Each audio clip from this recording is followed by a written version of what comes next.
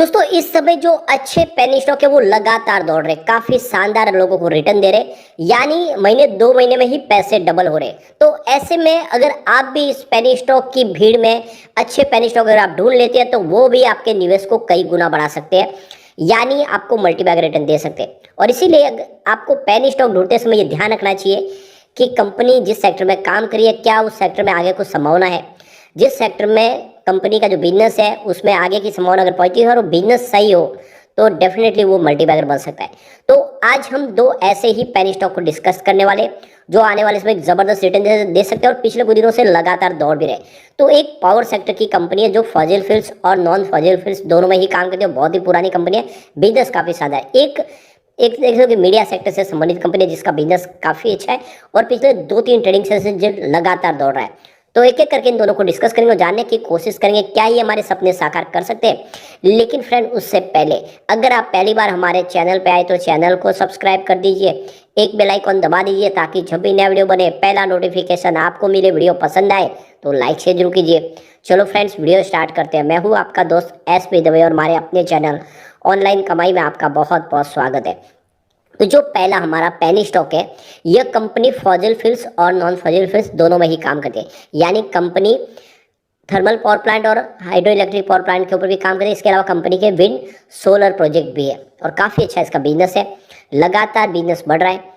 यहाँ पे जो सबसे जो बड़ी बात है सरकार ने ग्रीन हाइड्रोजन मिशन लॉन्च किया जिसके तहत देखें तो जो विंड एनर्जी और सोलर एनर्जी के माध्यम से जो ऊर्जा का निर्माण है उसको पानी से गुजारने से ग्रीन हाइड्रोजन मिलती है जो आने वाले समय देश का फ्यूचर है। और इसकी शुरुआत ऑलरेडी हो चुकी है अहमदाबाद से, जहाँ पे लोगों के घर पे जो खाने के लिए जो गैस की सप्लाई की जाती है वो पाइपलाइन के माध्यम से अब ग्रीन हाइड्रोजन की सप्लाई की जाएगी। इसकी पायलट प्रोजेक्ट शुरू कर दिया गया। तो ये समझ सकते हो कि इस नए विजन की वजह से आने वाले समय इस सेक्टर की संबंधित कंपनियों को जबरदस्त प्रॉफिट हो सकता है। यहाँ पे इसका मार्केट कैप 9,334 करोड़ के आसपास है।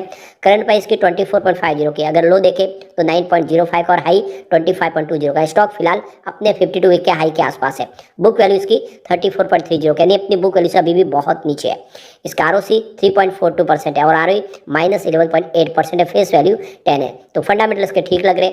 यहाँ पे पिछले 5 साल में इसने 9% का नेगेटिव रिटर्न दिया, लेकिन 3 ईयर की बात है तो 520% का बम्पर रिटर्न दिया है। 1 ईयर के हिसाब से 54% की तेजी बताई है और 3 मंथ की बात करें यहाँ पे 17% का इसने पॉजिटिव रिटर्न दिया है। 1 मंथ के हिसाब से लगभग 20% की तेजी बनी है। 1 डे के हिसाब से 2% की तेजी है। ओवरऑल रिटर्न काफ़ी शानदार है। रिजल्ट काफ़ी बेहतर रहा है Q2 का। रेवेन्यू 2.05 थाउजेंड करोड़ के आसपास रहा, जहाँ पे 10.11% की रन बेसिस पे जबरदस्त बढ़ोतरी देखने को मिली। नेट इनकम -237 करोड़ के आसपास रही, जहाँ पे 30% की रन बेसिस पे रिकवरी देखने को मिली। फिलहाल कंपनी को लॉस है लेकिन लॉस लगातार कम हो रहा है। नेट प्रॉफिट मार्जिन -11.59% रहा, जहाँ पे 36% की रन बेसिस पे वृद्धि देखने को मिली। तो यहाँ पे हम बात करें हैं रिलायंस पावर की। 23.15 पर स्टॉक है, जहाँ पे 5% की गिरावट हुई। तो बाजार में आज गिरावट का माहौल बना था। निफ्टी एनर्जी लगभग 1.5% गिरा। तो ये स्टॉक जो लगातार दौड़ा था यहाँ पे कुछ प्रॉफिट बुकिंग आ गई है। वैसे ये स्टॉक देख सकते हो कि जब IPO इसका आया था तो उस समय IPO 400 के आसपास दिया गया था और आप समझ सकते हो कि वो 400 का शेयर डिस्काउंट में लिस्ट हुआ था और उस वजह से कंपनी ने कुछ बोनस शेयर जारी किए थे जिसकी वजह से इसकी प्राइस थोड़ी नीचे आई 300, लेकिन 400 का जो शेयर है वो फिर लगातार गिरने भी लगा। इसमें जो गिरावट का माहौल बना तो जो स्टॉक है जो 400 से गिरते हुए 1 रुपीज़ पे आ गया 2020 में। तो 400 का जो माल था वो 1 रुपीज़ के आसपास आया कोरोना काल में, लेकिन वहाँ से जो इसने रिटर्न दिया वो बेहतर है, यानी फिर से 24 के आसपास स्टॉक आया। तो आप समझ सकते हो जिसका 1 रुपये का इन्वेस्टमेंट था वो 24 रुपये हो गया, यानी 1 लाख का 24 लाख बनाया। तो रिटर्न बेहतर दिया इसने। एक बार हम इसके पॉजिटिव और नेगेटिव पहलू देखते हैं। तो पहला पॉइंट पॉजिटिव वो है एनुअल रेवेन्यू, जिसमें 2.25% की वृद्धि देखने को मिला। लास्ट ईयर 7,882 करोड़ के आसपास था। सेकंड पॉइंट भी पॉजिटिव वो है क्वार्टरली रेवेन्यू, जिसमें 10.11% की वृद्धि देखने को मिली है ईयर ऑन बेसिस पे, जो 2,130 करोड़ के आसपास रहा। तीसरा पॉइंट भी पॉजिटिव वो है एनुअल नेट प्रॉफिट, जो 22% जब दिखा रहा है। लास्ट ईयर ये 470 करोड़ के आसपास रहा था। इसके अलावा एक पॉइंट और पॉजिटिव वो है क्वार्टरली नेट प्रॉफिट, जो 30.12% के आसपास है ईयर ऑन बेसिस पे 237 करोड़ के आसपास। तो ये भी एक पॉजिटिव पॉइंट है। इसके अलावा एक पॉजिटिव पॉइंट और है, वो है स्टॉक की प्राइस, जिसमें 54% की शानदार वृद्धि देखने को मिली है। इसके बाद अगला पॉइंट निगेटिव है और वो है यहाँ पे प्राइस टू अर्निंग रेशियो, जो -18.53 है। तो ये निगेटिव है। एक पॉइंट और निगेटिव है डेट टू इक्विटी रेशियो, जो 1.83 है, हायर देन 1 है। तो ये भी एक निगेटिव पॉइंट बन रहा है। इसके अलावा एक निगेटिव पॉइंट और है, वो है रिटर्न ऑन इक्विटी यानी ROE, जो -4.05%, लेस देन 10 है। तो ये भी इसके लिए एक निगेटिव पॉइंट बन रहा है। इसके बाद अगला पॉइंट पॉजिटिव और वो है म्यूचुअल फंड की होल्डिंग यहाँ पे इंक्रीज हुई है। एक पॉइंट और निगेटिव वो है प्रमोटर की होल्डिंग जो डिक्रीज हुई है, और इसके पीछे वजह थी कि कंपनी ने ऑथम इन्वेस्टमेंट नाम की कंपनी को अपने उसके बदले में इक्विटी जारी की गई है। एक और यहाँ पे निगेटिव पॉइंट वो इंटरेस्ट कवरेज रेशियो जो 0.88 है, तो ये लेस देन 1 है इसलिए एक निगेटिव है। लेकिन अगला पॉइंट पॉजिटिव है वो है प्रमोटर के गिरवी शेयर 0 है।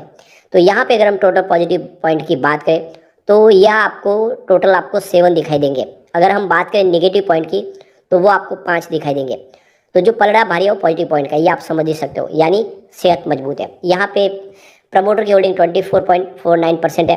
प्रमोटर की होल्डिंग आपको थोड़ी सी कम दिखाई देगी, लेकिन ये 9% थी पिछले सितंबर में, उससे हिसाब से तो देखें प्रमोटर अपनी होल्डिंग को अच्छी खासी बढ़े। इसके अलावा अपने गिरवी शेयरों को छुड़ा दिया है। 4.5% की शेयर थे दिसंबर में गिरवी, सितंबर में बिल्कुल नहीं है, 0 प्लेज है। यहाँ पे बात करें एफआई की तो उनकी होल्डिंग थोड़ी सी ट्रिम हुई है, 7.83% होल्डिंग थी जिसमें फिलहाल 7.68% होल्डिंग है, काफ़ी अच्छा निवेश अभी भी है। डीआई का होल्डिंग भी थोड़ा सा कम हुआ है, 3.07% की होल्डिंग थी दिसंबर, फिलहाल 2.98% की होल्डिंग है। म्यूचुअल फंड की होल्डिंग बढ़ी है, 0.11% होल्डिंग थी दिसंबर, फिलहाल 0.17% होल्डिंग, तो काफ़ी अच्छा निवेश है। जनरल पब्लिक के पास 64.87% के शेयर है। तो कुल मिला के इस समय इन्वेस्टमेंट किया जा सकता है। आने वाले समय स्टॉक पुरानी अपनी हाई यानी 400 को पार करके 500 से लेकर ऊपर भी जाने की संभावना बन सकती है, यानी आने वाले समय निकट भविष्य में 1000 के टारगेट भी दिखा सकते हैं जितने पावर सेक्टर के शेयर है। चलते हम दूसरे हमारे पेनी स्टॉक की तरफ। यह कंपनी इंटरटेनमेंट सेक्टर से संबंधित कंपनी है। आप देख लो कि कंपनी का एफएम रेडियो है, टेलीविजन ब्रॉडकास्टिंग चैनल्स है, न्यूज 24 के नाम से इनके चैनल्स है जो हिंदी नेशनल प्रोग्राम चैनल्स है। इसके अलावा बहुत सारे रीजनल चैनल्स भी है। तो काफ़ी शानदार इसका बिजनेस है। मार्केट कैप इसका 166 करोड़ का है, करंट प्राइस 8.40 है। अगर आप लो देख लो इसका 3.50 का है और हाई 8.42 का। तो फिलहाल स्टॉक अपने 52 के हाई पर है, लगातार दौड़ रहा है। स्टॉक का P16 का है, बुक वैल्यू इसकी 7.40 है और ROC 2.41% है, -1.20 इसका ROE है और फेस वैल्यू 2 है। तो फंडामेंटल्स के ठीक लग रहे। सबसे जो बड़ी बात है, कंपनी अपने डेट को लगातार कम करी और ऑलमोस्ट डेट फ्री हो चुका है, कर्ज मुक्त कंपनी हुई है और अपनी बुक वैल्यू से काफ़ी नीचे स्टॉक मिल रहा है। यहाँ पे पिछले 5 साल में इसने 45% का पॉजिटिव रिटर्न दिया। 3 ईयर की बात करें इसने 129% का पॉजिटिव रिटर्न दिया है। 1 ईयर की बात करें 34% का पॉजिटिव रिटर्न है। 3 मंथ के हिसाब से 23% की तेजी बनी है और 1 मंथ के हिसाब से 25% दौड़ा स्टॉक। 1 डे के हिसाब से लगभग 5% की तेजी है। ओवरऑल स्टॉक लगातार दौड़ रहा है। रेवेन्यू भी बढ़ रहा है। सितंबर 2022 में जहाँ पे 24.12 करोड़ के आसपास था, जो सितंबर 2023 में बढ़ के 43.47 करोड़ तक पहुँच गया। इसके अलावा इसका प्रॉफिट भी बढ़ रहा है। सितंबर 2022 में जहाँ पे प्रॉफिट -3.25 करोड़ था, यानी कंपनी को लॉस था, वो सितंबर 2023 में बढ़ के 8.90 करोड़ के प्रॉफिट में बदल गया, यानी भारी लॉस से कंपनी आ गई है प्रॉफिट में। तो यहाँ पे हम बात कर रहे हैं BAG films and media limited यानी बैग फिल्म्स की। 9.15 स्टॉक है जहाँ पे 8.93% लगभग 9% की तेजी देखने को मिली है और पिछले 2-3 ट्रेडिंग सेशन में लगातार स्टॉक दौड़ा है। वैसे ये 100 के आसपास था 2007 में, उस हिसाब से एकदम बहुत ज़्यादा अंडर वैल्यू स्टॉक है। 100 का स्टॉक आपको इस समय 8 रुपये के आसपास मिल रहा है, नहीं आने वाले समय ये 500 भी हो जाए तो कोई बड़ी बात नहीं है। यहाँ पे देख सकते हो कि कोरोना काल के आसपास ये 2019 में 1 रुपीज़ पे आ गया था, तो हौस काफ़ी ज़्यादा इसमें गिरावट भी हुई 100 से, ये फिर वापस 1 रुपये के आसपास आए। अगर हम इसके सेल्स के आंकड़े देखें तो 10 ईयर के हिसाब से -1% था, 5 ईयर के हिसाब से देखें तो -3%, 3 ईयर के हिसाब से देखें तो -3%, यानी जो सेल्स था लगातार निगेटिव था, लेकिन इस TTM 11% पॉजिटिव है। तो सेल्स में ज़बरदस्त उछाला है। प्रॉफिट ग्रोथ देखें तो 10 ईयर के हिसाब से 7% था, 5 ईयर के हिसाब से -31%, 3 ईयर के हिसाब से देखें तो 22% पॉजिटिव, लेकिन इस TTM 455% का जबरदस्त जंप देखने को मिला। तो सेल्स और प्रॉफिट के आंकड़े बहुत ज़्यादा उत्साहवर्धक है। यहाँ पे शेयर होल्डिंग पैटर्न देखें तो प्रमोटर की होल्डिंग 46.86% के आसपास है, जो काफ़ी अच्छी है। कोई भी गिरवी शेयर नहीं है। इसके अलावा जनरल पब्लिक की बात करें उनके 53.14% की होल्डिंग है। तो कुल मिला के शेयर होल्डिंग पैटर्न अच्छा है। लॉन्ग टर्म इन्वेस्टर के लिए ये अच्छा मौका है, खरीदारी करें, आने वाले समय स्टॉक आपको जबरदस्त रिटर्न दे सकता है। लेकिन फ्रेंड, कोई भी इन्वेस्टमेंट करने से पहले अपने फाइनेंशियल एडवाइजर से बारे ले ले या अपना खुद का रिसर्च करें, क्योंकि मैंने वीडियो आपके एजुकेशनल पर्पज के लिए ही बनाया। वीडियो पसंद आए तो लाइक से जो कीजिए और चैनल को सब्सक्राइब कर दीजिए। Thank you friend.